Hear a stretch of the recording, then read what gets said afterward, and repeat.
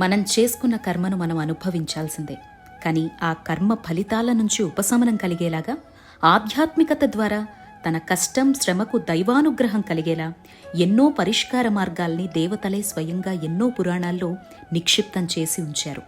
కానీ వాటిని గుర్తించాల్సింది, నమ్మకం విశ్వాసంతో ఆచరించాల్సింది మనమే. ఏ జన్మలో ఎవరిని ఇబ్బంది పెట్టామో, ఈ జన్మలో డబ్బు కోసం విలవిల్లాడిపోతున్నాము అని పరితపించే ఎవ్వరైనా చెయ్యదగ్గ వ్రతం వైభవలక్ష్మి.